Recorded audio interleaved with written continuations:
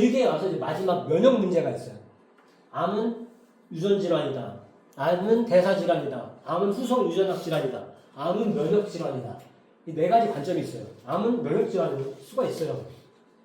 면역이 뭐냐? 면역이 뭘까요, 선생님? 면역이요? 네, 면역이 뭘까요? 병으로부터 방어하는 뭐. 맞습니다. 면역이 강하면 좋을까요? 좋지 않을까요? 근데 면역이라는 게 상당히 강한, 우리 사실 광고할 때 강한 면역 하잖아요. 근데 오히려 나쁜 면역세포 강해지면은 암세포한테 유리해져요. 그러니까 어떤 면역이 강해지냐에 따라서 암 환자한테 유리할 수도, 암 환자한테 불리할 수도 있어요. 그래서 면역이 뭐냐? 한자로 면, 면할 때 면, 뭐할 면하다의 면자고, 역은 질병 역자, 역이죠. 질병을 면하게 만드는, 간단히 말하면 외부, 내가 아닌 내 몸에 있는 물질이 아닌 거를 제거하거나 없애는 거예요. 내가 아닌 물질이 들어오면 내가 아플 거 아니에요. 암세포는 내 물질일까요? 아닐까요? 내 물질이었잖아요. 그래서 헷갈리는 거예요, 면역 애들이. 얘 잡아야 되는지 말아야 되는지 몰라요. 잘 잡히면 좋은 거고, 안 잡히면은 계속 보호만 해주는 거죠. 면역기관이 이렇게 있습니다. 우리 면역기관에 흉선이라는 데가 있어요. 면역세포가, 모든 면역세포는 골수에서 만들어져요. 뼈 안에 이런 골수라는 부분이 있어요. 근데 이제 항암하면 여기가 약해져요. 그래서 나중에 음식에 대해서 좀 알아볼 때, 골수에 대해서 알아볼 텐데, 골수는 만들고, 그리고 모든 에너지와 음식과 산소와 이런 건 피로 가잖아요. 피로 가서 세포한테 주잖아요. 그럼 세포가 다 쓰잖아요. 나머지 찌꺼기들은 주변에 딱 버려요. 버리면은 그 주변에 버린 애들이 이렇게 여기 이런 림프 관을 통해서 이렇게 모여서 흉관, 그래서 여기 심장하고 심장으로 합쳐져요. 혈액으로 합쳐져요. 그래서 이건 상수도는 혈관, 하수도는 림프관.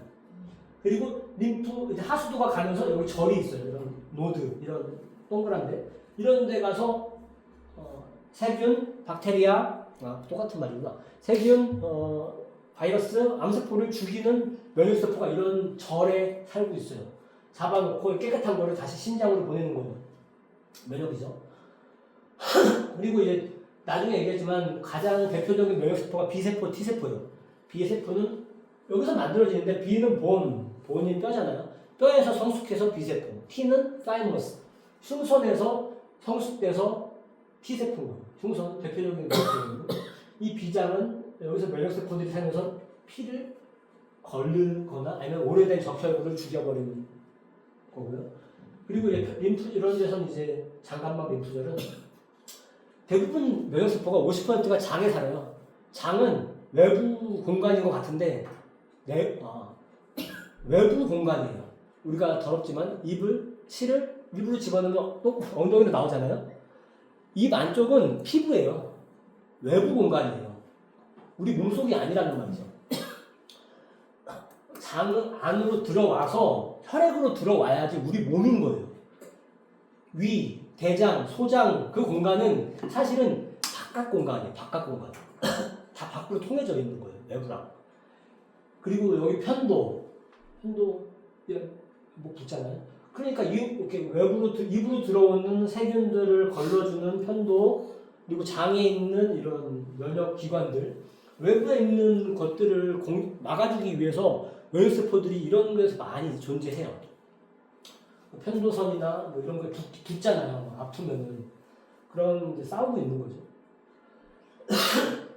이런 애들이 이제 기관이고요. 면역세포를 간단하게 얘기하면은, 잘 안 보이겠지만은, 선천적 면역과 후천적 면역 두 가지만 아시면 돼요. 선천적 면역은 외부 물질이 들어왔을 때, 얘가 뭔지 몰라. 그냥 우선 잡아먹고 봐. 그런 애들이 이쪽인 거예요. 호중구, 호상구, 단핵구, 대식세포. 이거는 적혈구라고 그 산소를 운반하는 거니까 대부분 면역세포는 이쪽 선천적이랑 후천적. 얘네가 먹어서 확인한 애들을 얘네가 분석해서 B림프구나 T림프구로 공격하는 거예요. 이런 면역세포가 있단 말이에요.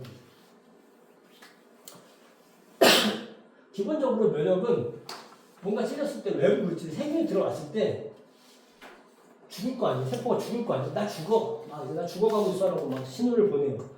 그러면 여기 비만 세포란 애가 야 끝났어. 야 지금 빨리 와. 너 지금 세균들 많아.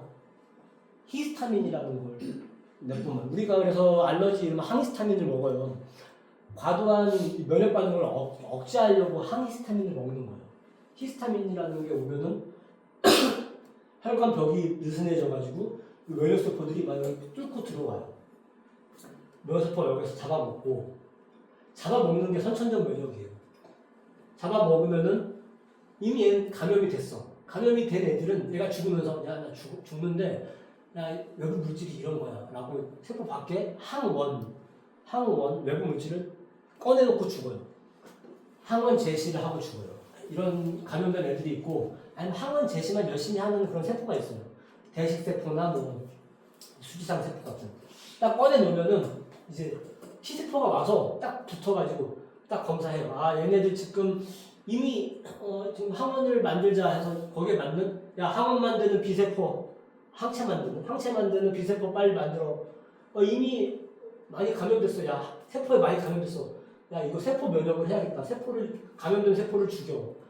라고 이런 다른 종류의 면역을 개시를 시켜요. 그래서 선천성 면역은 이렇게 면역이 시작될 때 이런 것들을 빨리 많이 먹고 항원 제시하는 게 선천성이고 후천성은 이런 거를 기반으로 이제 거기에 맞는 특이적인 애들을 만들어서 공격하는 거예요. 그래서 우리가 백신 접종을 하는 거는 이미 약한 약독을 우리 몸에 접종시켜서 이 과정을 통해서 이 B세포, T세포를 만들어 놓는 거예요. 그럼 우리가 진짜 B세포, T세포가 만들어지고 얘네가 기억력이 있어요. 머리가 좋아요. 없어지면 없는 것 같은데 또 똑같은 애가 들어오면 기억력이 있어서 그 B세포, T세포가 순식간에 증가해요. 그렇게 우리가 백신으로 바이러스나 감염을 막는 거예요. 이런 면역이 있는데 문제가 뭐냐? 암 환자들의 면역 문제는 면역이 억제되어 있고 암세포가 면역을 회피해요. 이 두 가지가 문제인 거예요. 이 두 가지가 문제가 아니면은 암세포는 전이를 하기가 아주 힘들어질 거예요. 근데 면역이 억제되어 있고 면역을 회피한단 말이에요. 암세포가. 어떤 면역 문제가 있냐? 후천성 면역에서 암세포는 항원일까요? 아니면 감염된 세포일까요? 네? 항원일까요? 외부의 물질일까요? 외부의 물질에 감염된 어떤 세포로 볼까요?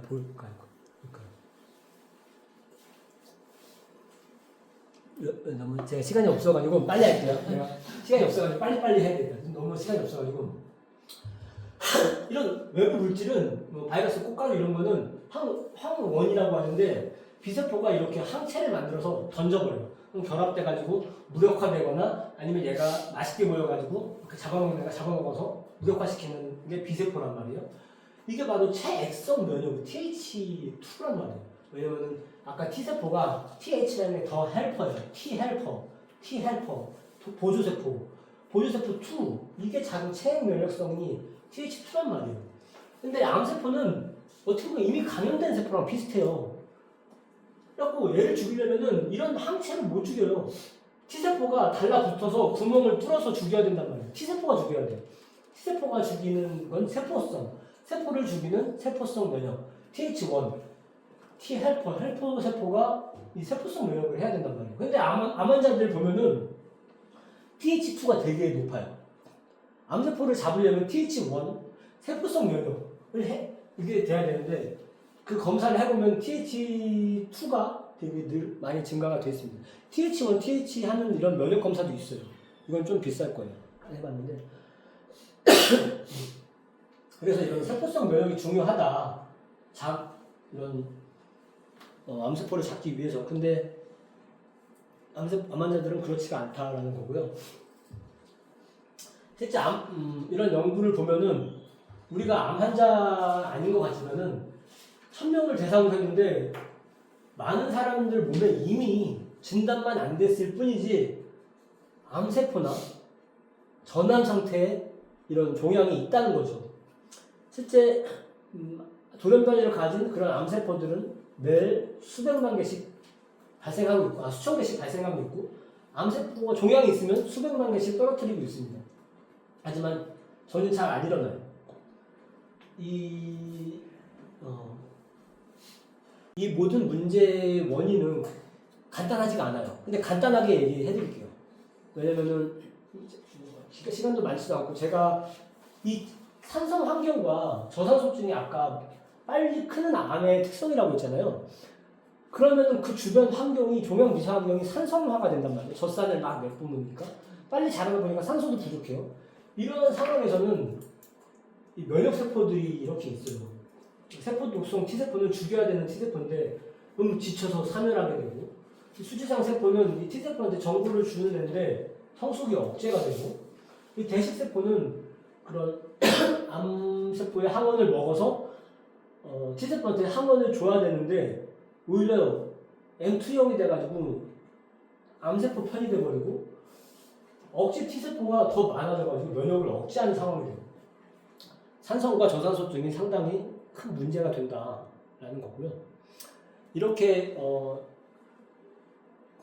면역을 억제하는 세포들이 골수유대 억제 세포라고, 이런 종류의 세포들이 하나 있고, 그리고 종양 관련 대식세포 M2형이라고, 사실은 이 대식세포는 아까 외부의 물질이 들어왔을 때 암의 항원, 암이라는 떨어뜨린 암도 껍데기가 있어요. 암 껍데기가 암 항원이에요.